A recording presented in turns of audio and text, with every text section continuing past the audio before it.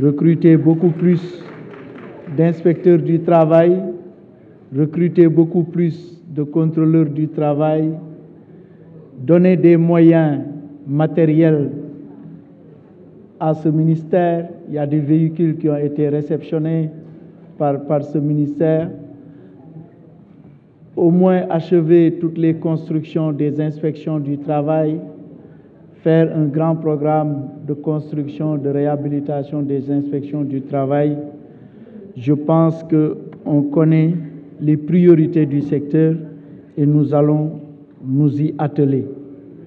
Il y a des questions, effectivement, nous travaillons ensemble, surtout nous, ministère des Finances, dans les négociations avec les partenaires sociaux pour toujours regarder la soutenabilité budgétaire de nos engagements. Et tout à l'heure, je pense qu'il y a un honorable député d'ailleurs qui a posé la question. Moi, je ne suis pas heurté par un salaire moyen au niveau de l'administration sénégalaise, un salaire moyen qui augmente.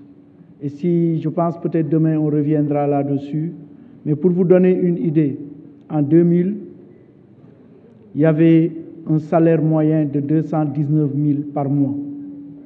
Il suffisait de prendre la masse salariale qui était de l'ordre de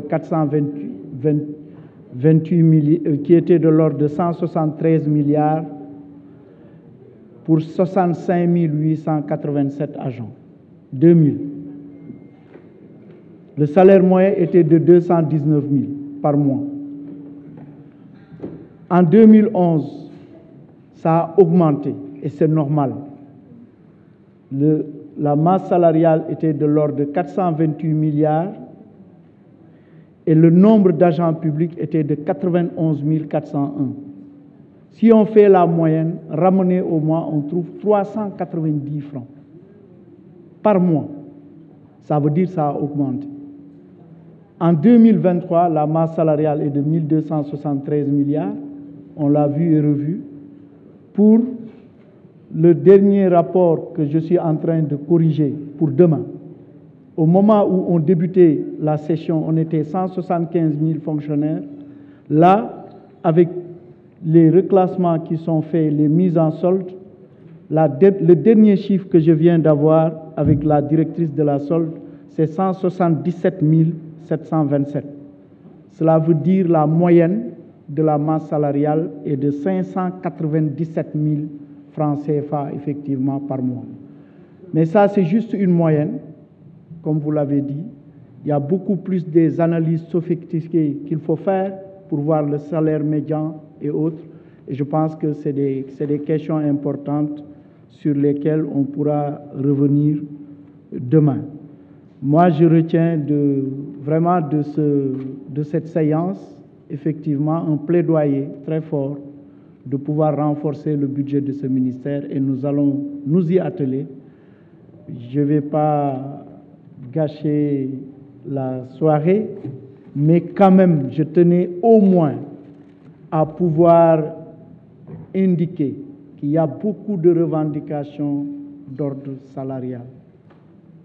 Mais nous sommes cadrés par un cadrage budgétaire que vous-même, vous avez validé.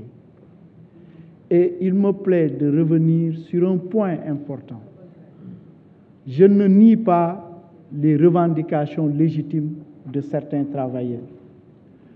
Mais au-delà des augmentations de salaire qui ont été faites pour des catégories de l'administration, avec l'éducation, la santé, la généralisation de cette augmentation qui a été faite en juillet 2022, c'est lié à une indemnité qu'on a appelée indemnité spéciale complémentaire.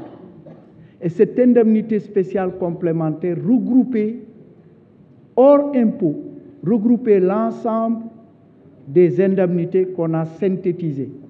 Et j'ai vu que cette indemnité a varié entre 80 000 francs pour le plus bas salaire à 300 000 francs pour la hiérarchie A1, hors impôt.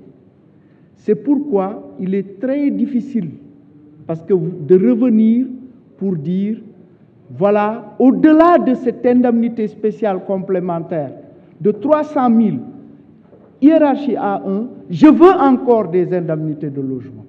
Je veux encore d'autres indemnités. En réalité, c'était une indemnité synthétique, mais ça, c'est très important, je pense, avec la direction générale du budget et la direction de la solde. Bon, on reviendra sur ça. Nonobstant les revendications légitimes des travailleurs, mais aujourd'hui, les ratios de masse salariale rapportés aux recettes fiscales qui ne doit pas dépasser 35%. Si on prend la masse salariale globale, je l'ai dit le premier jour, on est au-delà de 40%. Et si on prend pour un pays comme le Sénégal, la masse salariale rapportée à sa richesse nationale doit être au niveau de 5%. Mais si vous faites les calculs, vous trouvez déjà 6%. Donc on va encore continuer à travailler avec le ministère du Travail et les partenaires sociaux pour trouver des solutions aux revendications légitimes des travailleurs. Je vous remercie de votre aimable attention, tout en vous disant à demain, Inch'Allah, pour qu'on puisse clôturer dans de bonnes conditions. Merci beaucoup.